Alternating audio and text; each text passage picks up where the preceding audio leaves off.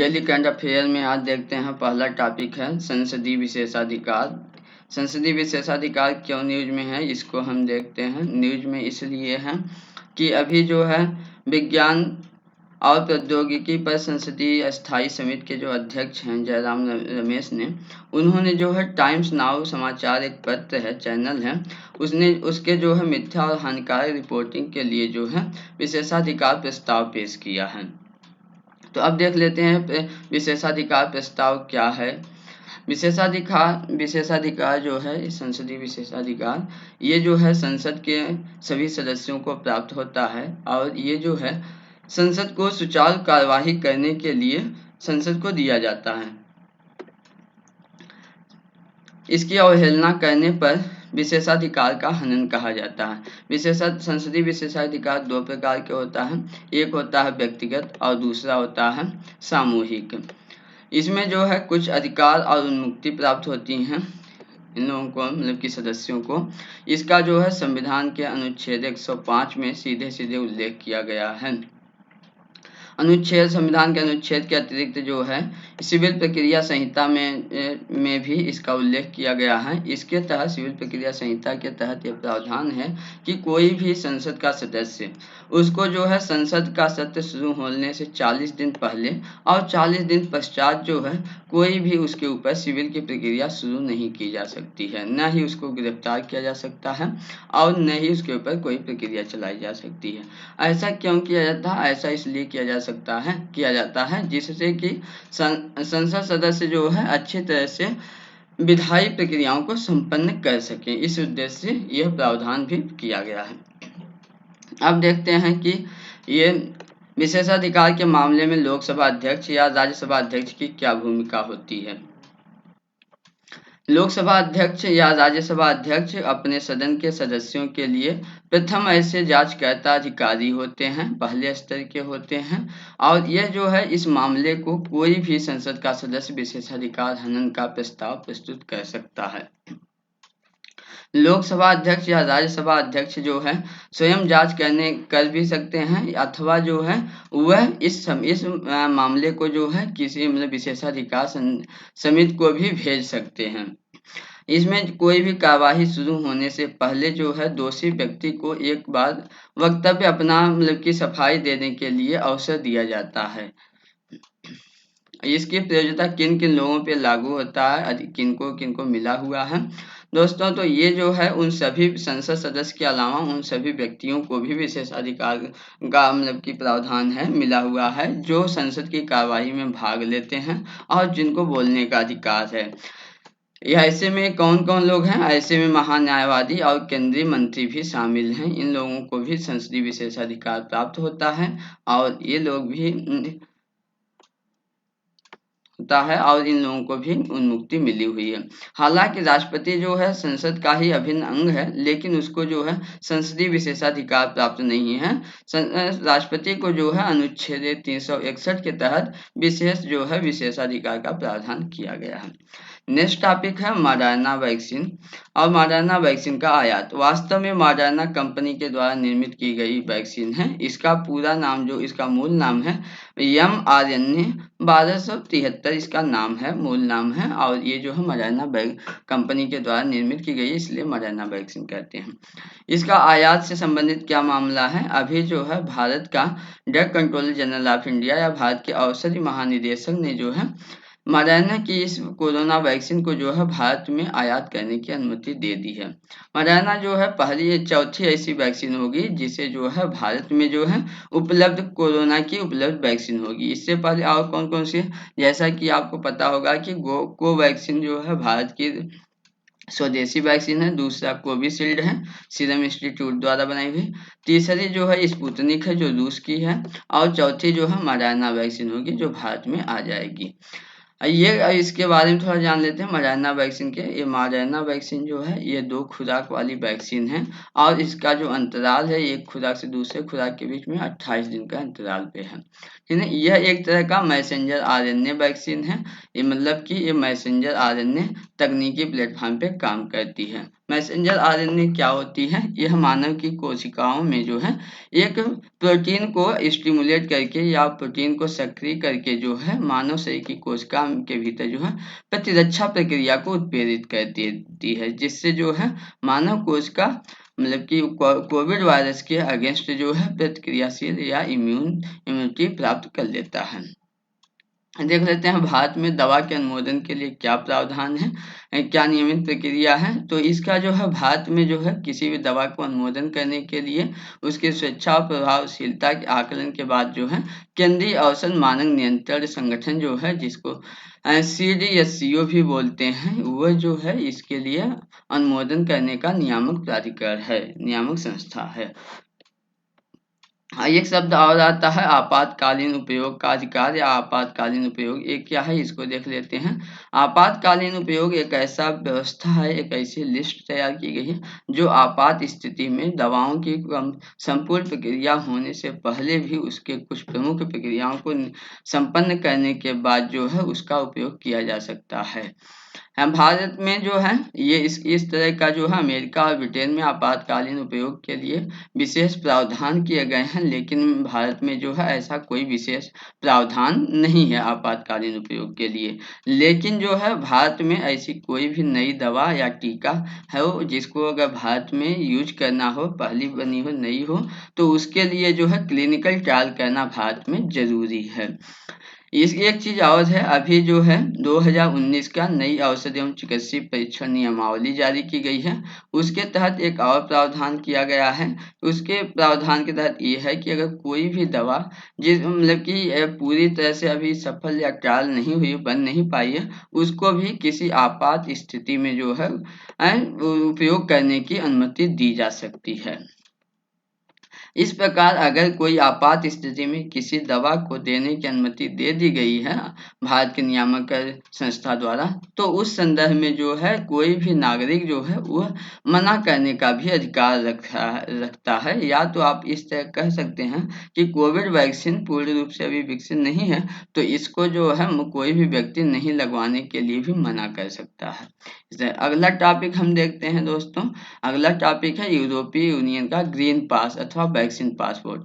अभी जो है यूरोपियन यूनियन के संदर्भ में ग्रीन पास, जिसको वैक्सीन पासपोर्ट भी कहते हैं, न्यूज में है। अब देख लेते हैं क्यों न्यूज में है दोस्तों। यह ग्रीन पास या वैक्सीन पासपोर्ट एक व्यवस्था, एक सर्टिफिकेट है जो डिजिटल कोविड सर्टिफिकेट है, डिजिटल रूप से दी जाती है। इसके माध्यम से ऐसे व्यक्तियों का चिन्ह या उनको बताया जाता है कि वो व्यक्ति जो है कोरोना से मुक्त है और वैक्सीन लगवा चुका है, इसलिए वह व्यक्ति यूरोप में भी आ सकता है या यूरोप से वो व्यक्ति कोई बाहर जा सकता है। तो न्यूज में क्यों है, न्यूज में ये इसलिए है कि अभी जो है यह व्यवस्था संचालित करती है यूरोपियन मेडिसिन एजेंसी।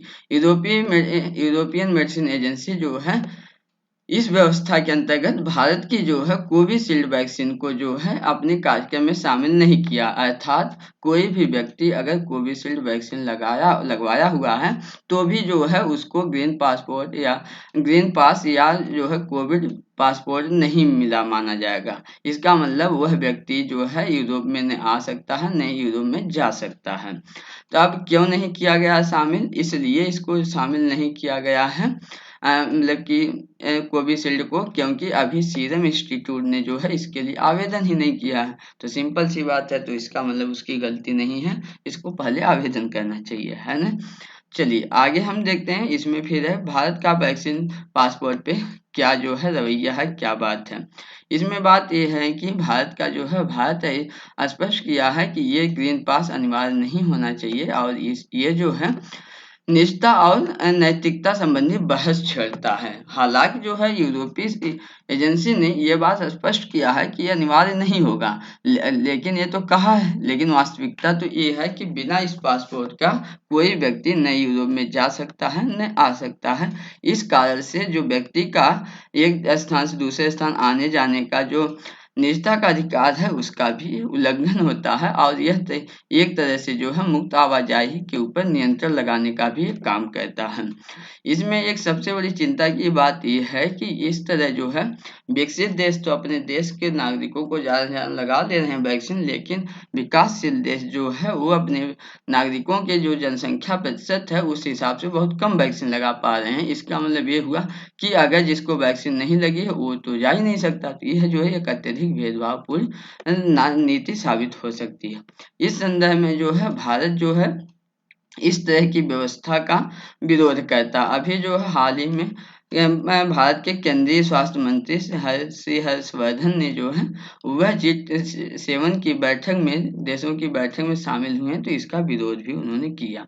अगला टॉपिक देखते हैं दोस्तों, है ओपेक और तेल की बढ़ती कीमतें। ओपेक क्या है? ओपेक एक ऐसा संगठन है जो तेल निर्यातक देशों का एक संगठन है जो तेल का निर्यात करते हैं। ओपेक प्लस ऐसा देशों का संगठन है, आगे मिलेगा इसी में ओपेक प्लस का मतलब हुआ जो तेल निर्यातक और उत्पादक हैं उन सभी देशों का भी संगठन है, उसको ओपेक प्लस बोलते हैं। अभी न्यूज में क्यों है? न्यूज में इसलिए है कि अभी जो है 2019 के बाद तेल की जो है प्रति लीटर कीमत बहुत तेजी से महंगी हो रही है, बहुत बढ़ रही है। इस संदर्भ में जो अंतर्राष्ट्रीय स्तर पर भी बढ़ रही है। वर्तमान में जो है अंतर्राष्ट्रीय स्तर पे जो है कच्चे तेल का जो दाम है वह $75 प्रति बैरल से भी ऊपर हो चुका है। इस संदर्भ में भारत जो है ओपेक देशों को जो है राजी करने का काम कर रहा है और उस भारत एक तरह से चेतावनी भरे शब्दों में यह भी बात बोला है कि अगर ओपेक देश भारत की इस चिंता को कंसर्न नहीं मतलब ध्यान नहीं देते हैं तो भारत जो है ईरान जो ऐसे जो वैकल्पिक आयात के स्रोत थे उनकी ओर भी रुख कर सकता है, या मतलब कि वहां से भी एक्सपोर्ट कर सकता है। अभी भारत में क्या चुनौती आखिर में क्यों ऐसा हो रहा है? जैसा कि आप लोगों को पता होगा कि भारत में जो है पेट्रोल की खुदरा कीमत 100 रुपये पर लीटर से भी अधिक हो चुकी है। मुंबई में 105-3 हो चुका है, अन्य प्रदेशों में भी अधिक हो चुका है। इसका कारण क्या है? इसका कारण ये है कि खपत में जो सुधार हो रहा है और मांग के हिसाब से आपूर्ति नहीं हो रही है, इसलिए जो है अंतर्राष्ट्रीय स्तर पर भी इस तेलों का दाम बढ़ रहा है। ये समय जो है दोस्तों इसकी वजह से क्या दिक्कत हो रही है? मुद्रास्फीति में तेजी से वृद्धि हो रही है, जो भारत सरकार के लिए संकट चिंता का भी विषय है। दूसरी बात यह है कि भारत जो है इसको मेंटेन करने के लिए अपने पास जो सामरिक खनिज तेल का भंडार रखा हुआ है आपात स्थिति में यूज करने के लिए, उसका भी यूज कर रहा और इस तरह वो भी जो है खत्म होने के कगार पे पहुंच रहा है। तो ये भी एक समस्या हो गई है। और मूल्य बढ़ने का कुछ और भी कारण है, उसका कारण ये है कि अभी जो है सरकारें जो है कर में भी वृद्धि कर दी है, इस वजह से भी तेल के दाम महंगे हो रहे हैं। और भी क्या वजह है? भारत में जो है पिछले 7 साल में 25% की वृद्धि हुई बजाय के अन्य देशों की तुलना में, है ना? तो ये भी जो है ज़्यादा मतलब महंगा होने का एक कारण है। भारत का तेल परिदृश्य देख लेते हैं क्या है? भारत का जो है तेल के संदर्भ में जो है परंपरागत रूप से कौन देश ओपेक के देश रहे हैं और उसमें भी सऊदी अरब जो है और इराक, ये परंपरागत प्रमुख तेल स्रोत रहे हैं भारत को देने वाले।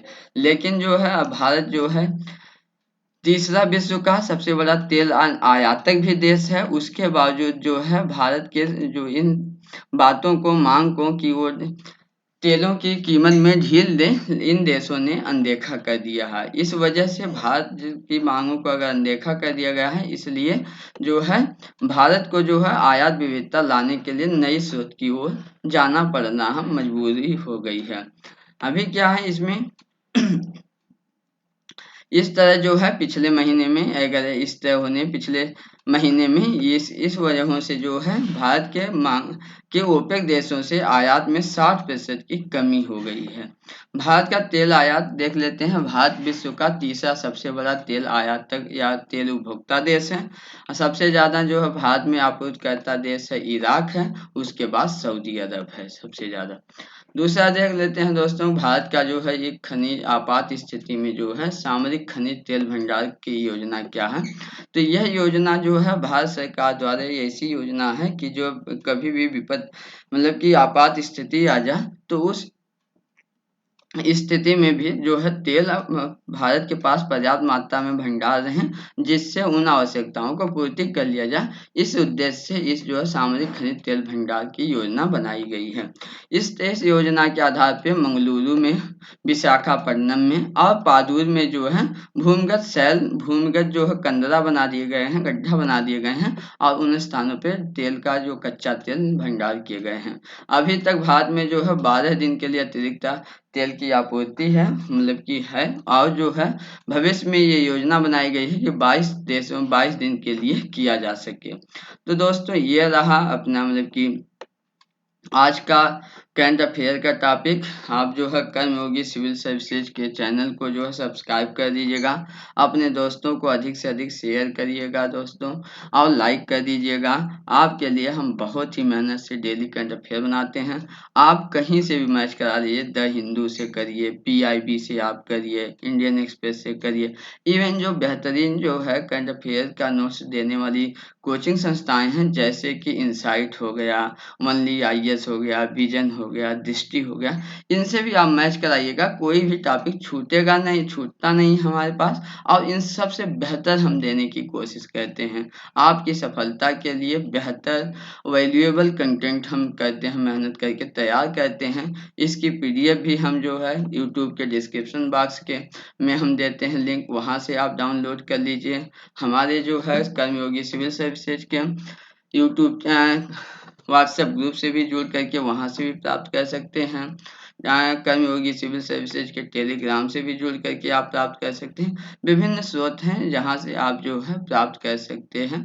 आप बस मेहनत से पढ़ाई करते रहिए, हम आपके लिए तैयार हैं। जल्द ही जो है हम सब्जेक्ट वाइज भी आपकी पढ़ाई के लिए आएंगे सब्जेक्ट लेकर के। और अभी जो है इन्वायरमेंट की सीरीज जो पड़ी हुई है, आगे भी उसको बढ़ाएंगे, उस क्रम को हिस्ट्री शुरुआत कर देंगे। उसके बाद एक पॉलिटी नया सब्जेक्ट शुरू करेंगे। इससे पहले अभी जो है कुछ टेक्निकल इश्यू की वजह से जो है हम विजन IAS का जो है प्रीलिम्स का 2021 का टेस्ट नहीं करवा पा रहे हैं, लेकिन 2-4 दिन में टेक्निकल प्रॉब्लम सॉल्व होते ही हम जो है आपको प्रीलिम्स का जो है विजन IAS के प्रीलिम्स टेस्ट सीरीज को भी आपको प्रोवाइड करेंगे। इवन आपको PDF भी देंगे, डिस्कशन भी करेंगे और क्वेश्चन भी हल करेंगे। इसको हम खुद पेड करके विजन से लिए हुए हैं, आपके लिए फ्री में हम देंगे। बस आप मेहनत से पढ़ते रहिए, हमारे साथ जुड़े रहिए दोस्तों। धन्यवाद दोस्तों।